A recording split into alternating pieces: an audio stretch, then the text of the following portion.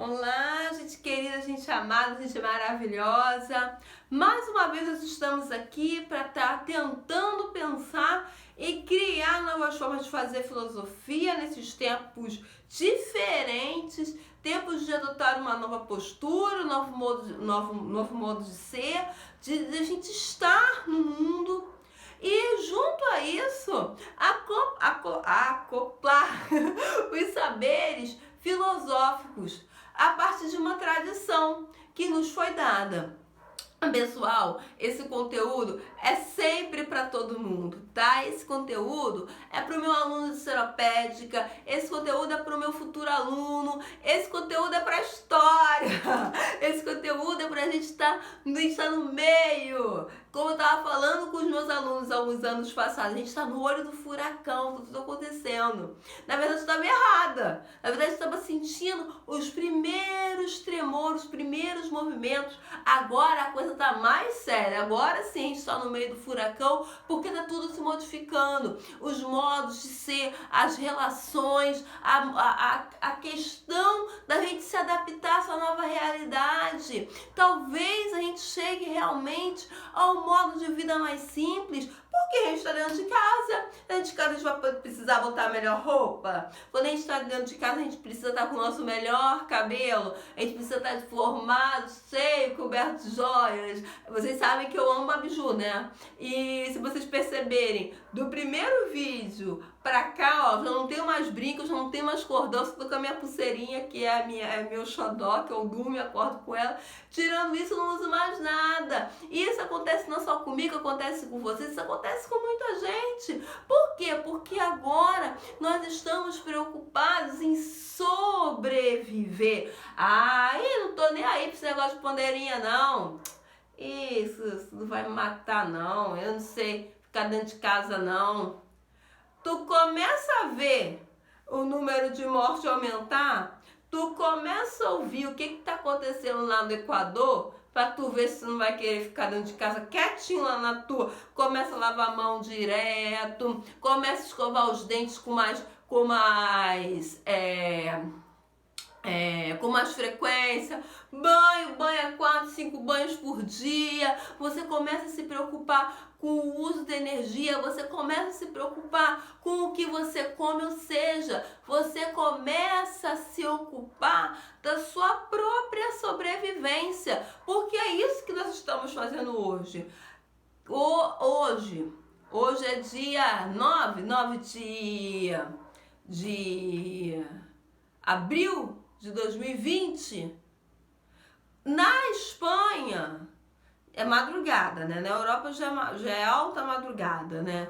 Quase, né? Já é final da noite, início da madrugada, se a gente for pensar no fuso horário deles.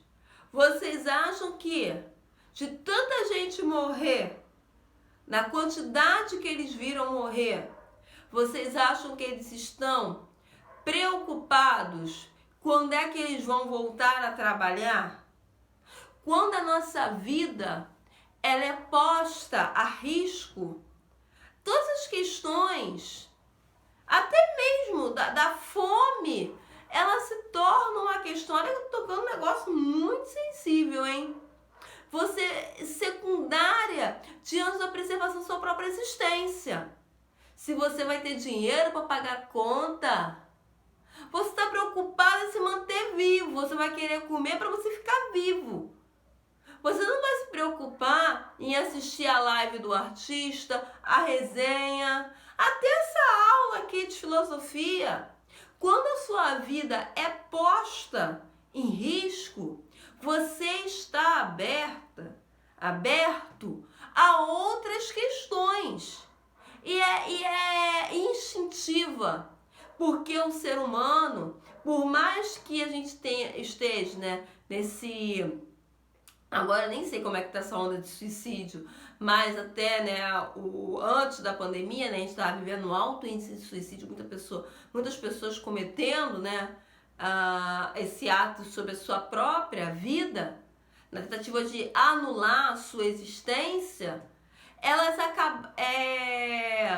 Elas não estavam entranhadas nesse contexto que nós estamos vivendo hoje, né? A gente está vendo já um número cada vez maior de centenas, né? Já tá nessa casa, né? Antes era um, no outro dia não morria ninguém, daqui a 2 dias ia morrer. Agora não. De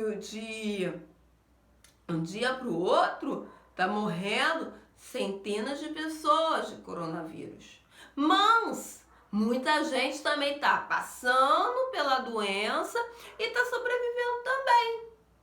Então a minha pergunta é: por que nós estamos vendo tantas pessoas morrerem e tantas pessoas adoecerem, e nós ainda, enquanto sociedade brasileira, estamos questionando quando é que o comércio vai abrir?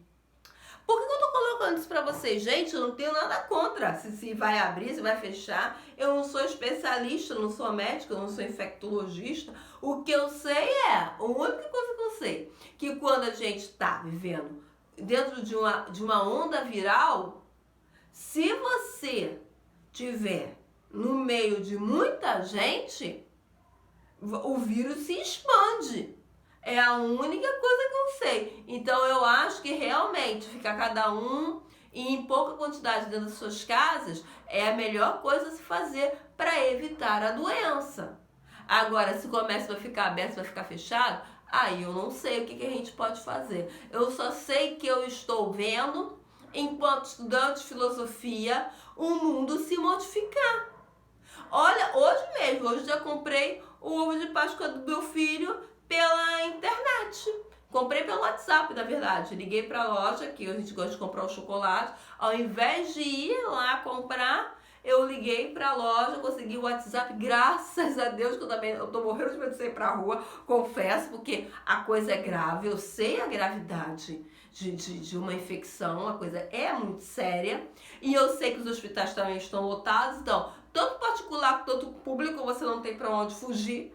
Então, eu espero não ficar doente, eu espero não ser contaminada e nem trazer doença para dentro da minha casa. Se é assim, eu prefiro ficar quietinha no meu canto. Se eu prefiro ficar quietinha no meu canto e não passar o vírus para ninguém, então o que eu faço? Eu começo a procurar outras formas de consumir. Mas eu confesso para vocês também que foi a única coisa nesse tempo todo de pandemia, além de comida, que eu comprei alimento, sustento, autossustento para nossa casa. Foi a única coisa que eu comprei. Roupa eu não comprei, bijuteria que eu não comprei, cabelo, como vocês podem ver, eu não fiz. Então, a gente está começando a modificar as nossas formas de pensar, ver e estar no mundo. Tá, professora, por que você está falando isso tudo? Porque hoje é a aula da treta.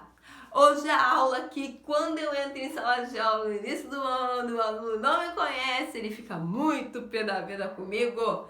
Por quê? Porque nós vamos falar, gente, do momento que parece que nós estamos imersos aqui no Brasil. Pelo menos não sou eu, tá? Pelo menos é assim que a gente acaba se apercebendo. Que a gente, hoje no Brasil, a gente acaba muito nesse discurso da fé e da razão. Por que a gente está tão calmo, né? Por que a gente precisa, olha aqui na janela da minha casa, é muita gente andando na rua, cara, é tudo normal. Há 2 semanas atrás eu precisei ir na rua e vi a rua assim normal, cara, geral, andando, comércio fechado, uma parte do comércio fechado, outras coisas abertas, e as pessoas andando como se nada tivesse acontecendo. Por quê?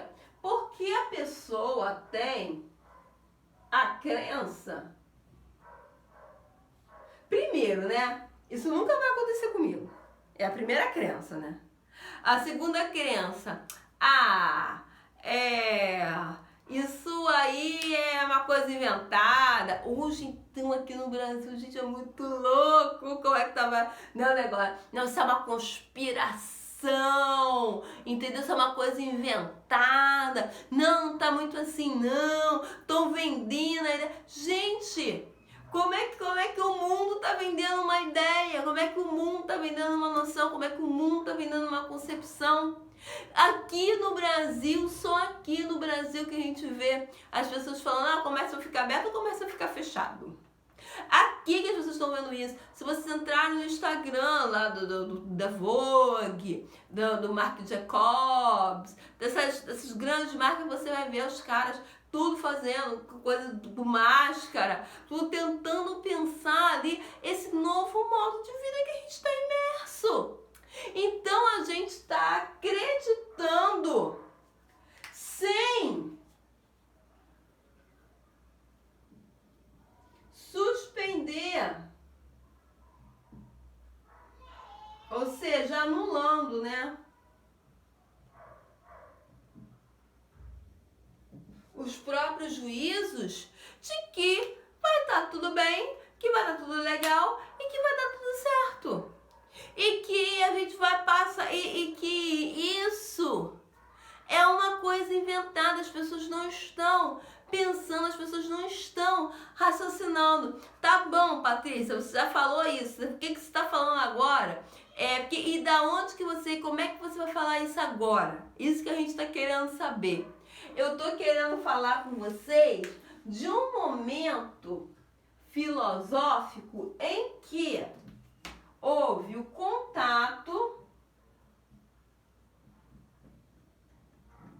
do pensamento grego com o pensamento cristão. Foi aqui que, de fato, a gente dá um salto, né? Porque quando Paulo de Tarso vivia, né, estava no mundo, ele teve um contato com os gregos. O próprio Jesus Cristo, né, gente? Teve ali nos relatos, né? Teve o contato com os gregos. Paulo de Tarso, isso aí está na Bíblia, teve contato com os gregos também, que eles chamavam de gentios. Eles eram aqueles que teve contato com Paulo e expulsou. Paulo falou, olha só, nós somos finos. Então, acho melhor você ir embora daqui, porque senão a gente vai perder nossa razão, nós vamos perder nossa finesse. Então, é melhor você ir embora, porque a gente não aceita esses conceitos que você traz para nós. Quais são os conceitos?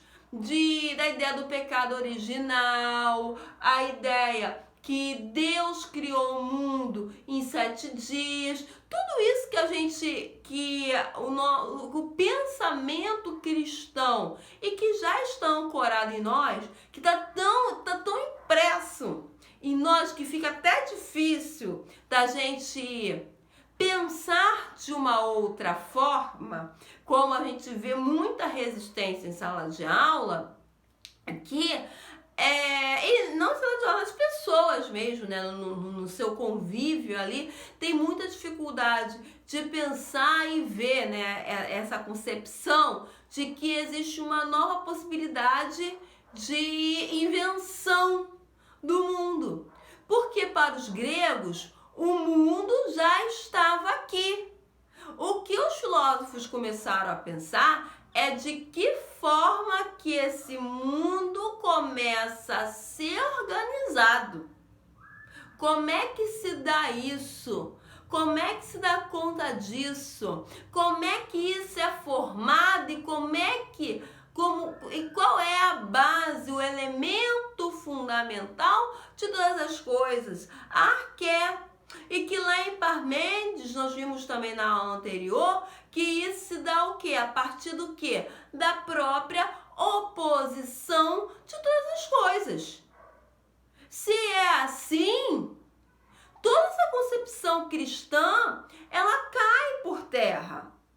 E aí, foi quando Paulo de Tarso teve o primeiro contato com os gentios e aí ele foi, né, exilado, vamos dizer assim, né, expulso daquele convívio ali dos gregos, completamente presos a essa realidade, preocupados a compreender o mundo, sentindo a carne em em si mesmos, como uma forma que nós não conseguimos até hoje, enquanto Ocidente, porque a gente tem esse pensamento cristão impresso em nós, então a gente não consegue ter a sensação de corpo, de visão, de percepção das coisas que o grego concebia. Não, a gente não consegue ter isso. Por quê? Porque nós somos todos catequizados. Ah, mas eu sou evangélico. Gente, eu também sou batista. Mas ainda assim, nós fomos catequizados. A gente é catequizado. A gente não pode escapar disso. Nós somos catequizados. Nós não podemos escapar dessa forma de entendimento e de pensamento. E a gente precisa entender que tem outros povos que também têm essa percepção. E a patrística, se a gente for pensar que hoje a gente está no meio do olho do furacão, do conceito entre fé, acreditar que existe um plano superior que está querendo destruir toda a economia brasileira porque querem destruir um homem só,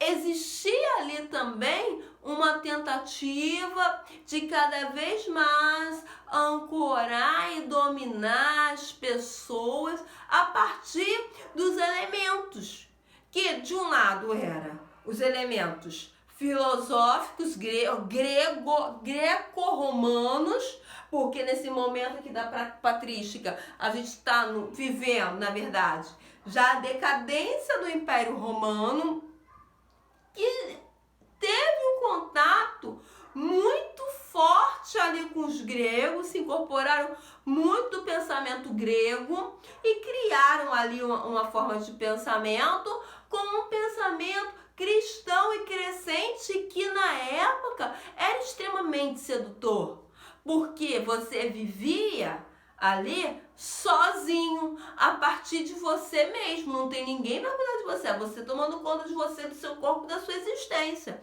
Quando vem o cristianismo, ele diz assim, não, existe um ser superior que cuida de você e toma conta de você e quer modificar a sua vida. Gente, eu hoje digo para vocês, o meu conceito cristão é o que ancora e o que ampara a minha existência, eu não posso escapar disso. E isso eu falo com os meus alunos que se tornaram amigos, eu falo isso para eles. Não dá para fazer da filosofia um modo de vida, porque senão é você ficar preso aqui essa realidade e aí você não tem esperança, é uma palavra que não vai existir.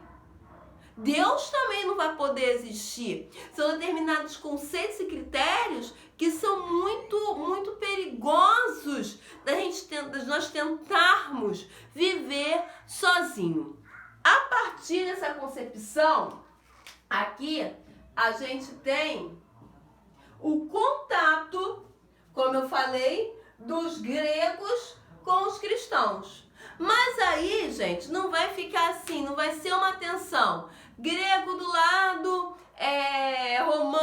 gregos romanos do lado, filósofos cristãos do outro. Não, na verdade, o que você vai ter? Uma união. E aí você vai começar a incorporar os conceitos filosóficos dentro de um pensamento. Qual vai ser o principal expoente nesse momento aqui? Agostinho de Hipona.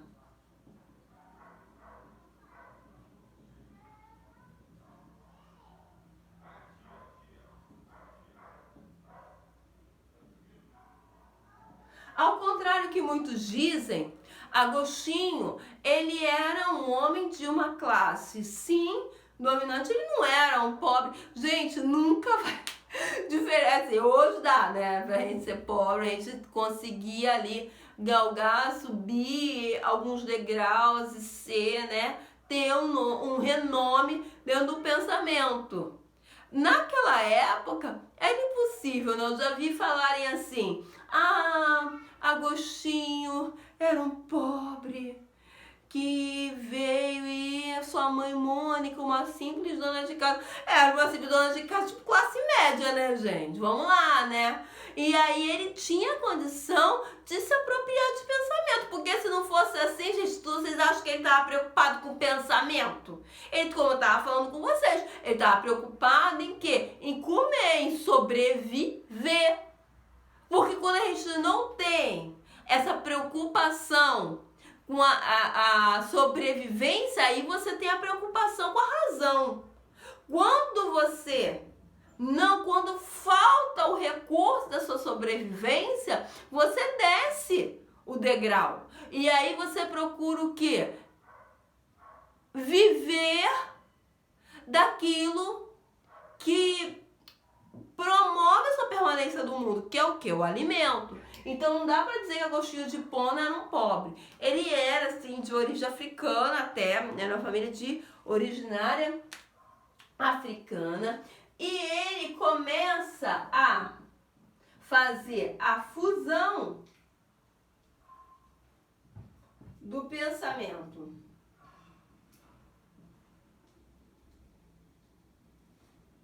platônico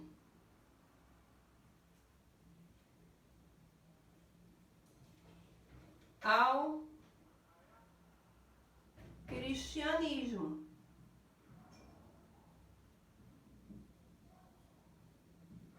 Bom, como assim, gente? Aqui, até Agostinho, a gente pode falar que a igreja era dogmática nesse período, porque, gente, eu não falei no início.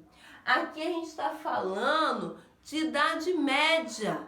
Então, olha só, você, meu aluno de 8º ano, ainda não deve ter visto isso, como eu falo por sala de aula, né? Mas a Idade Média, didaticamente, né, nós chamamos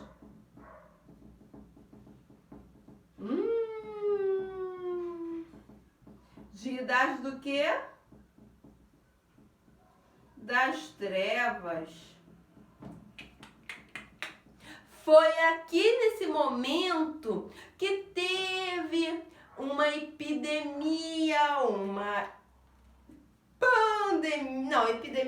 epidemia dentro do continente europeu chamada de peste negra, dos quais uma grande porcentagem da população europeia morria. E aí eles começaram a entender que as pessoas estavam morrendo, por quê? Porque se enterrava os corpos perto das casas, não existia cemitério, tal qual existe hoje o espaço, né, que ali ficam os mortos, cemitério. Por que hoje, 2020, os enterros são muito rápidos? Justamente porque a humanidade criou essa história. Aqui no Brasil, os enterros não estão durando de Covid. Quem morreu de Covid-19, confirmado, então com diagnóstico aberto, mas com suspeita, os enterros não tem nem 10 minutos de duração. E, além desse tempo, o que acontece também? As pessoas não pode ter muitas pessoas, no máximo 3 familiares. Olha que situação, gente. Por quê? Porque sabe que o vírus está ali, naquele corpo morto, mas presente e muito vivo naquele corpo morto. Então, olha só a semelhança que a gente acaba, infelizmente, vendo hoje. Hoje, nós estamos presos nesse contexto de crença. Aqui, o homem medievo, ele está preso aos dogmas. Assim sendo, minha gente, as pessoas não queriam pensar. Nós vimos isso naquela aula, bom senso, senso comum, lembram? Elas não queriam pensar, não estavam interessadas em pensar. Elas estavam interessadas em somente viver ali, porque tinha alguém falando ali, eu vou acreditar, tá tudo bem, tudo numa boa, tá tudo legal. Quando é que se muda o paradigma? Quando todo mundo começa a morrer e fica uma pequena parcela. Então é melhor a gente mudar nosso modo de vida. e aí a cidade começa a aparecer, e aí começa a criar a ideia de banheiro. Não pode ser tudo misturado, a gente não pode ficar correndo para lá e para cá, e tem que cuidar da alimentação também. Então, vai se criando novas formas de vida a partir da experiência. Qual é o termo que estão usando hoje? Apocalíptica, que eles estavam imersos naquele momento. Esse é o contexto da patrística, esse é o contexto que Santo Agostinho se encontra. É bem nessa tensão mesmo entre fé e razão, entre entender o que é a verdade absoluta e se dar conta de pensar. E no final das contas você vai ver que Agostinho pensou e pensou muito e cria ali um sistema racional, entendeu? Não tem nada ali fora aí, é dogma, é a coisa dita porque é dita. Não. Então a gente aqui vai fazer uma coisa, vai fazer o seguinte: nós não estamos falando as coisas filosóficas que todos falam. A gente está trazendo formas de você pensar, e você pensando, você se aprimora. Essa vai ser, eu vou dar uma segunda parte, que tem um método, porque essa aula é aula de 8º ano, que eu dou lá na Panaro Figueira, lá em Seropédica. Então, eu vou dar uma segunda aula e vai se falar só do sistema de Agostinho de Hipona. Beleza, meus queridos? Ó, beijo pra vocês. Pensem, reflitam bastante no contexto que nós estamos imersos hoje.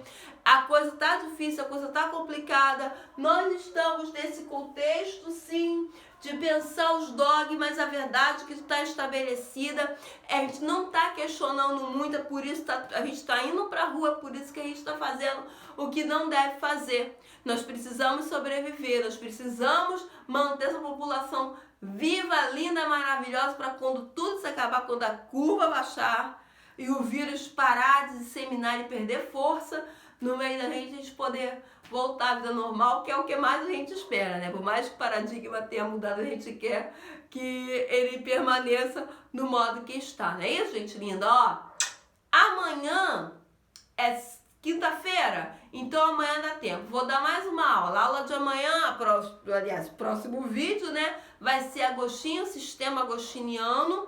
E sexta-feira, conteúdo de 9º ano, tá bom, minha gente? Ó, beijo, amo vocês, se cuidem e até o próximo vídeo. Bye, bye!